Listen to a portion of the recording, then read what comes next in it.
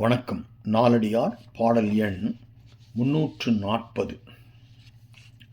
கற்றனவும் கண் அகன்ற சாயலும் இற்பிறப்பும் பக்கத்தார் பாராட்ட பாடு எய்தும் தான் உரைப்பின் மைத்துனர் பல்கி மருந்தில் தணியாத பித்தன் என்று எள்ளப்படும்.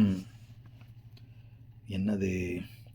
கற்றனவும் கண்ணகன்ற சாயலும் என்றால், ஒருவன் கற்றுக்கொண்ட பல கல்வி அறிவும் வித்தைகளும் கற்றனவும் கண் அகன்ற சாயலும். கண்ணகன்றன மிகுதியான என்று சொல்வதற்கு ஒரு தொடர் கண்ணகன்ற செல்வம்னா மிகுதியான செல்வம். கண்ணகன்ற சாயல்னா அவன் மிக மிக மென்மையானவன். அது எப்படி சாயல்னு வந்திருக்கு, அதை எப்படி மென்மைன்னு பொருள் கொள்வதுன்னா, தொல்காப்பியம் சொல்லதிகாரம் உரியல்ல 29வது நூற்பா அதை சொல்லுது. சாயன் மென்மை அப்படின்னு சொல்லுது. அப்படின்னா சாயல் அப்படின்னு ஒரு சொல் சொன்னால் அதை மென்மைன்னு வச்சுக்கலாம். சாயல்ங்கிற சொல்லுக்கு பொருள் மென்மை அப்படின்னு உரியல்ல வருது. அப்போ கற்றனவும் கண்ணகன்ற சாயலும், மிகுதியான மென்மை குணமுடையவன், நிறைய படித்தவன். அப்புறம் இற்பிறப்பும், நல்ல குடிப்பிறப்பு, அவனுக்கு உயர்ந்த குடிப்பிறப்பு ஆகிய இவைகள் பக்கத்தார் பாராட்ட பாடெய்தும். பக்கத்தார்னா அயலார், பக்கத்து வீட்டுக்காரன், பக்கத்தில் இருக்கிறவங்க, இவங்க எல்லாருமே அயலார் பாராட்ட கொண்டாட பாடு எய்தும். பாடு எய்தும்னா சிறப்புருவனவாம்.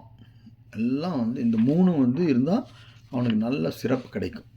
எது இருக்கணும்? கற்றனவும் கண்ணகன்ற சாயலும் இற்பிறப்பும் பக்கத்தார் பாராட்ட பாடெய்தும் தான் உரைப்பின். ஆனால் இதெல்லாம் அவர்களாக தெரிந்து கொண்டு பாராட்டணும். நம்மளாக போய் தம்பட்டம் அடிக்கக்கூடாது. அப்படி தம்பட்டம் அடித்தால் அதுதான் தான் உரைப்பின் அப்படிங்கிறார். தான்னா தானே உரைப்பின். இவனே போய் பலரிடத்தும் எடுத்து சொல்ல தொடங்கினால், இங்கே பாருங்க, நான் நிறைய படிச்சிருக்கேன், நான் ரொம்ப நல்லவன், மென்மையானவன், நான் உயர்ந்த குடியில் பிறந்தவன், இவ்வாறெல்லாம் பலருக்கு எடுத்து சொல்ல தொடங்கினால் என்ன ஆகும்? மைத்துனர் பல்கி மருந்தில் தணியாத பித்தன் என கொள்ளப்படும். அவனுக்கு என்ன ஆகும்? பல மைத்துனர்கள் அதிகரித்து விடுவார்கள். மைத்துனர்கள் அதிகரித்து அவர்களால் மருந்தின் தணியாத, மருந்தினாலும் அடங்காத, அதாவது தீராத பித்தன் என்று, பைத்தியக்காரன் என்று அவன் இகழப்படுவான். ஏன் அப்படின்னா, தம்பட்டம் அடிச்சுக்கூடாது. பேதைகள்லாம் அப்படி பேசுவாங்க. தன்னை பற்றி தானே சொல்லிக்கொள்வார்கள் அப்படின்னு சொல்லிட்டு ஒரு திரைப்பட பாடல் கூட இருக்குது. தன்னை பற்றி பெருமையாக சொல்லிக்கொள்ளணும், அதில் உண்மை என்று ஒன்றிரண்டு சேர்ந்திருக்கணும் அப்படின்னு ஒரு பாட்டு வரும். அப்படின்னா பொதுவாக தன்னை பற்றி ஒருத்தன் போய் இன்னொருத்தங்கிட்ட அவனே சொல்கிறான் அப்படின்னா பொதுவாக உலகம் நம்பாது. ஏடா சும்மா பாட்டுக்கு உருட்டுறான் அப்படிம்பாங்க. இந்த காலத்து தமிழில் உருட்டு அப்படிம்பாங்க. அதனால் தன்னை பற்றி தானே பெருமையாக சொல்லக்கூடாது. இன்னொன்று இருக்குது பாருங்க, அவனுக்கு மைத்துனர்கள் அதிகரித்துன்னு வருது. மைத்துனர்னா மனைவியுடன் பிறந்தோர், அத்தை பிள்ளைகள், இதெல்லாம் மைத்துனர்.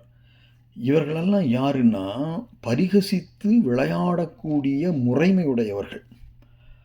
அப்போது அப்படி பரிகசிப்பார்கள். நிறைய பேர் பரிகசிப்பாங்க. டேய் வராம்பார், உருட்டுவாம்பார் அப்படின்னு சொல்லிட்டு பரிகசிப்பவர்களை, அதாவது கிண்டல் அடிப்பவர்களை மைத்துனர் அப்படின்னு சொல்லிட்டு இவர் கிண்டலாக சொல்கிறார்.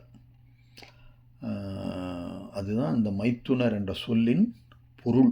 மைத்துனர் அதிகரித்து என்றால் இவனை பரிகசிப்பவர்கள் அதிகரித்து மருந்தின் தனியா பித்தன் என்று எண்ணப்படும். மருந்து கொடுத்தாலும் தீராத ஒரு பைத்தியக்காரனாக இருப்பான். ஆக பேதமையின் ஒரு முக்கியமான குணம் என்ன? தன்னை பற்றி தானே பெருமையாக சொல்லிக்கொள்வது. அறிவுடையவர்கள் அவ்வாறு தன்னைத்தானே வியந்து பேச மாட்டார்கள்.